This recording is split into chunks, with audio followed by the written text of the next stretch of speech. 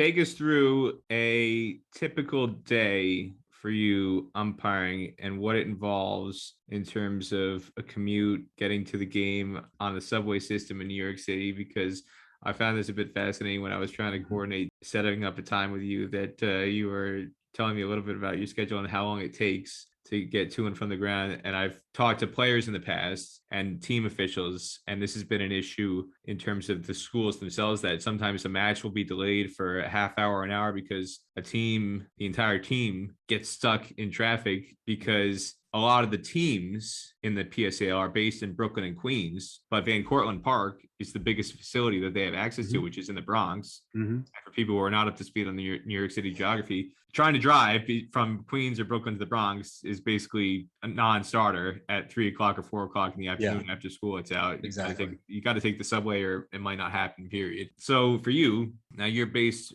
in the Bronx, North Bronx. I'm based in I'm in Manhattan. I'm in northern Manhattan. Yeah. Northern Manhattan, just on the border of like Manhattan and the Bronx. Yep. So I can see Yankee Stadium from my roof. That's where I live. So what is that? Directly across the river. I'm at 158. Is that exit 3 on the major Deegan? What is that? I don't drive. I don't know what the exits are called. I'm a poor kid who lives in Manhattan. I work minimum wage in Manhattan. I take the subway and the bus to everything I do. So what subway stop? What subway stop are we talking about? I live at 155th Street on the C train. The Yankee Stadium is 161st Street across the river. No one knows what direction I'm facing, but it's that way. So in the old historical tradition of New York City baseball, you're on the Polo Grounds side. I am on the Polo Grounds. Yeah, I am on the cliff just above the Polo Grounds. The Polo Ground public housing project that is now in that space is amazing. There's a cool little museum up here on top of the cliff that often does some old baseball history stuff. It's really cool. And the old pictures of Polo Grounds are incredible.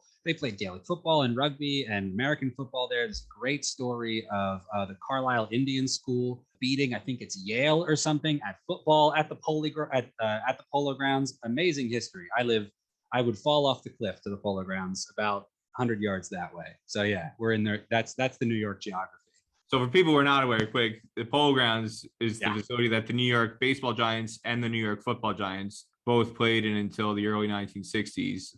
And it's literally, in terms of the intensity of the rivalry and just the local geography and how it's shifted and changed over the years, the New York Giants, literally, you're in Manhattan, so it's right across the river. You've got, what is it, the East River? Or the East River there. East River, yeah.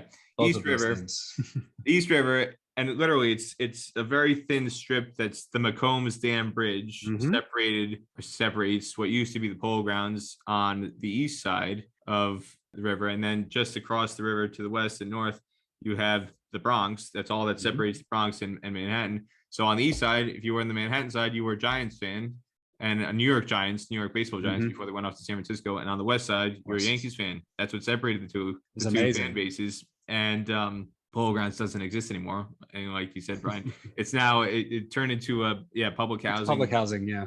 You would not recognize it nowadays. It has not a single trace of any remnants of what used to be a baseball, football. There are old steps that you can't walk up that I have walked up. But there are old steps that are sort of the last remnants of the old Polo Grounds. They're mostly covered in trash behind a fence next to the parking lot of the Polo Grounds, housing there. So that's where I live in Manhattan. That's where you live. That's where I live in Manhattan. So to go to Van Cortlandt Park is easy, but the cricket that I'm doing these days, most PSAL actually is happening out in Brooklyn and Queens now. They use Marine Park a lot. They use Idlewild. There's 3 different fields at Baisley Park, at the Cage in the middle, and then down the south. So they use all those spaces. Casina, they use Casina Boulevard.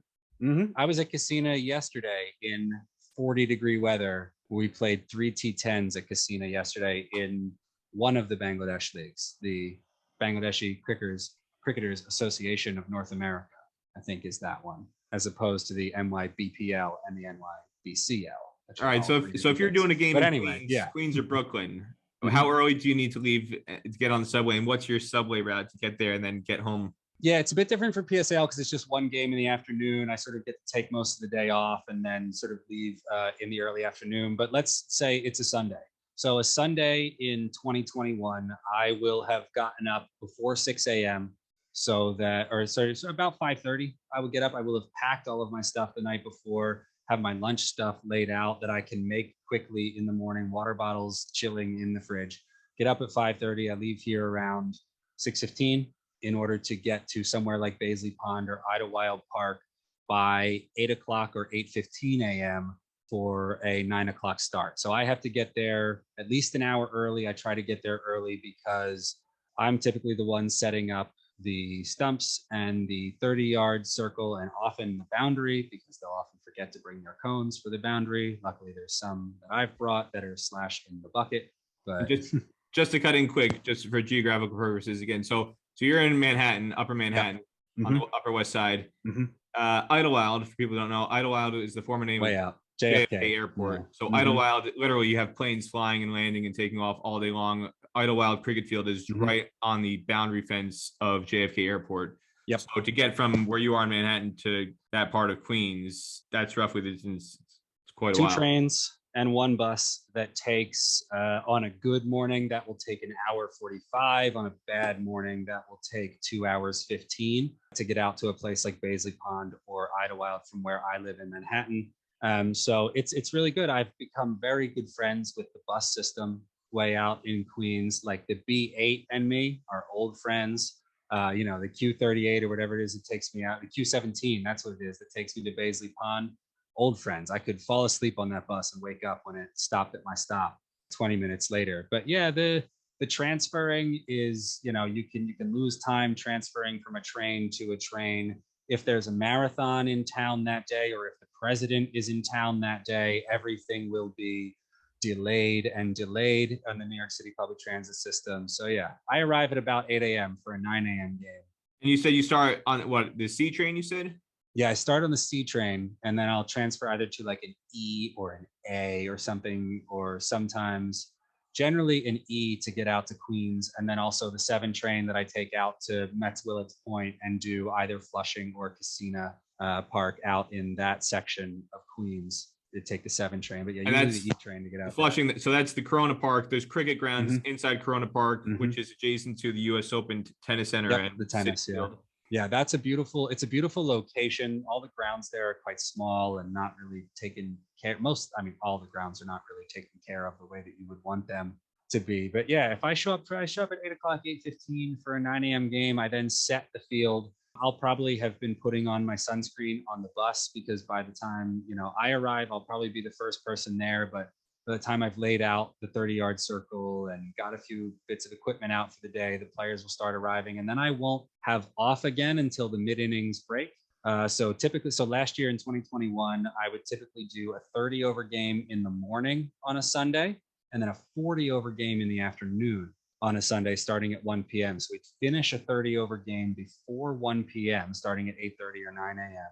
Quickly transition and do a toss. Sometimes I have to change shirts because the morning game might be a red ball game and the afternoon game is a white ball game. So I'm often changing shirts while I'm trying to throw a sandwich down my mouth, while I'm also trying to collect team lists from some of the teams. And then you have to make sure that all of those players that are there are actually the players that they say they are, because guys will be paid to come in and play under somebody else's name because they're not supposed to be making money while they're in this country, and all that kind of stuff as well happens. So yeah, I'll do a 30-over game in the morning and then a 40-over game in the afternoon. So 8 + 8 gets 140 overs in a day if we go through all of it. So Test match cricket can suck it, and they can figure out how to do more than 80 overs, 90 overs in a day.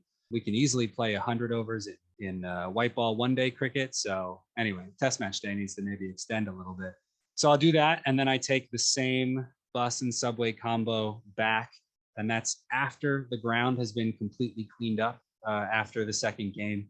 That's often the umpire's responsibility in club cricket, because we're the ones who are the key holders to the boxes and to the places where they keep the artificial matting that we play on and where they keep the equipment for the day.